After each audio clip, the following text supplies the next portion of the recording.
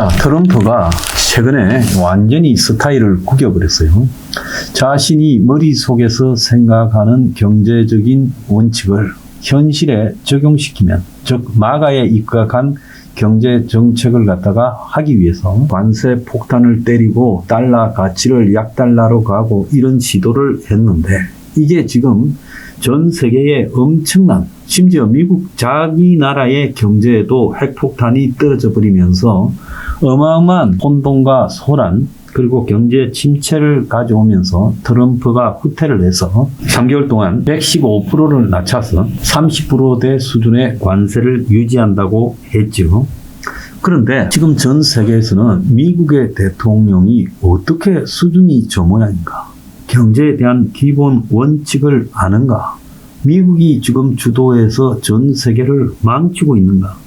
이런 우려들이 나오기 시작하면서 국제사회에서 미국에 대한 평판이 중국보다 더 하락했다는 거예요. 그런데 지금 미국에 대한 국제사회의 평판이 하락한 이유 중에는 트럼프 대통령이 그 핵심에 있다. 무역 전쟁을 촉발시켰고, 백악관 집무실에서 젤렌스키를 불러다가 마치 애 뭐라 하듯이 꾸짖었다. 동맹을 취약하게 하고 푸틴이나 시진핑이 김정은이 같은 적대적인 인물에게 힘을 북돋아 줬다.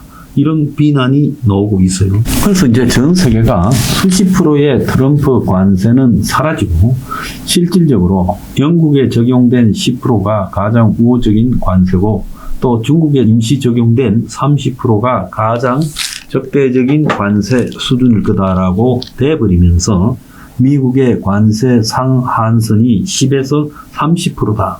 이렇게 지금 이야기가 나오고 있어요. 그래서 트럼프가 지금 던진 관세 폭탄이 일단은 트럼프의 요구가 불발로 끝나고 다시 리셋되면서 10에서 30% 수준으로 재설정되어 가는데, 그 과정에서 세계 경제가 엄청난 상처가 났다.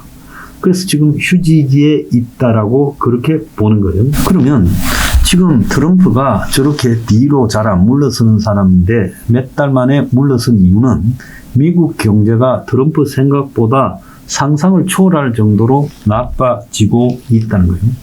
그래서 트럼프가 지금 관세 폭탄을 아주 약하게 맞추면 미국 경제는 괜찮을 거야.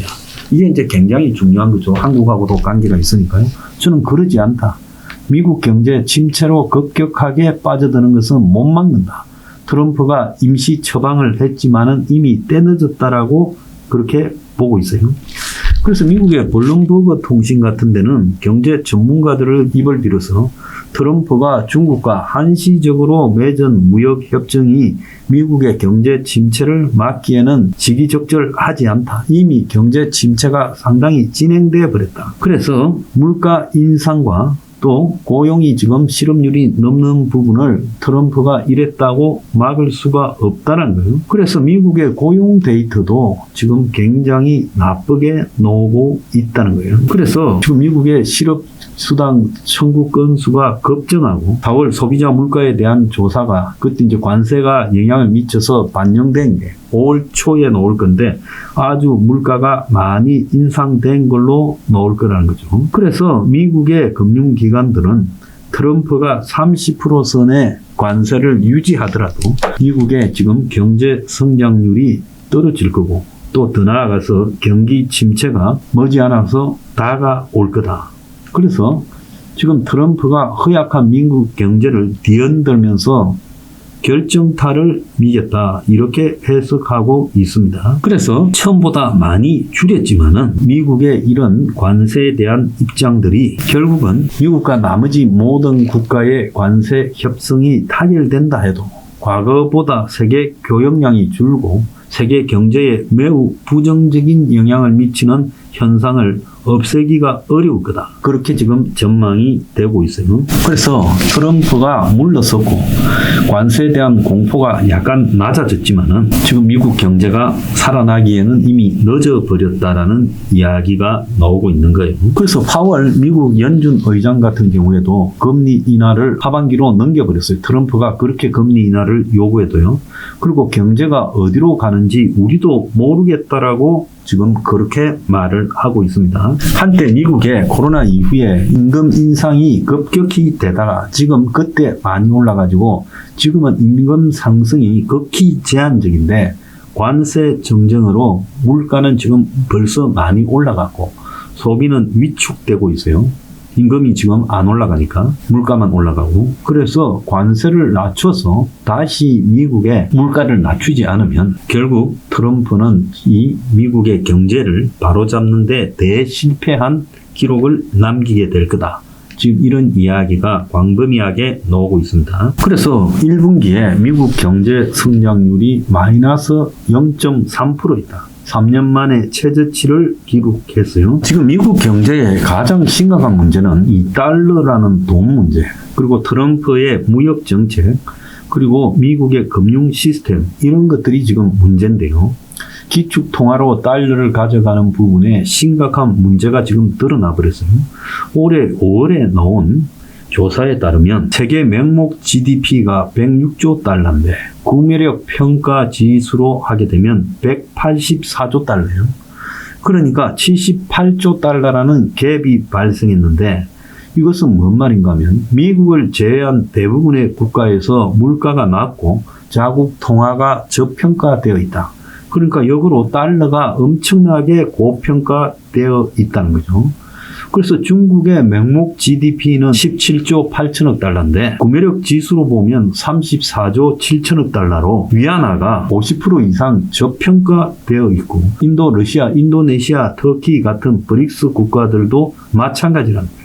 그래서 미국의 달러가요, 실제 미국의 경제 능력에 비해서 매우 고평가되어 있는데, 이거는 달러를 갖다가 기축 통화라고 만드는 금융 시스템 때문에 그래서 이게 바로 잡아지지 않는다는 거예요. 그래서 이것이 바로 미국의 강달러라는 환율 왜곡을 불러왔다는 거예요. 그런데 트럼프가 미국발 지금 관세 폭탄을 했는데, 이게 미국에 고평가되어 있는 달러 거품과 엮여서 지금 예상 외의 충격을 엄청나게 가져왔고, 그러니까 전 세계 투자자들이 미국 국채하고 달러를, 이거는 거품이 잔뜩 낀, 한마디로 실제 가치보다 훨씬 높은 것이기 때문에 앞으로 가격이 쫙 빠질 거다. 트럼프가 결국 미국이 수출을 많이 하고 무역 적자를 없애려면 환율 조정을 개별 국가에 요구를 해서 달러를 약달러로 낮춰야 되는데, 이 과정이요, 기축 통화로 오랜 기간 동안 과대평가되어 있던 달러가 약달러로 갔을 때 이게 원활하겠느냐.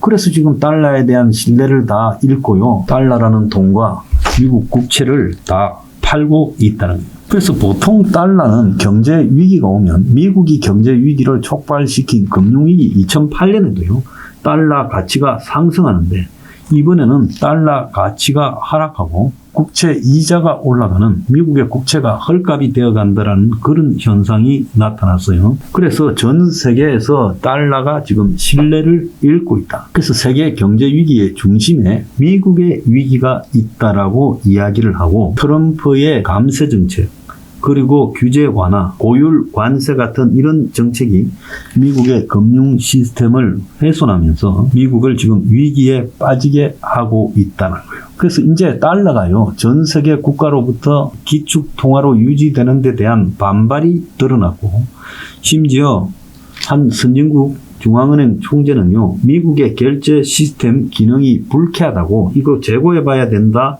이런 이야기까지 나오고, 미국이 정치 리더십이 매우 무능하고 엉뚱해서 마이너스 프리미엄이 지금 붙어 있다, 이런 이야기까지 하고 있어요. 그리고 미국의 연준이 지금 트럼프 정권에 의해서 흔들리고 있다. 한마디로 미국에는 달러가 고평가되어 있고 기축통화 시스템이 지금 이거 바로 잡아야 된다.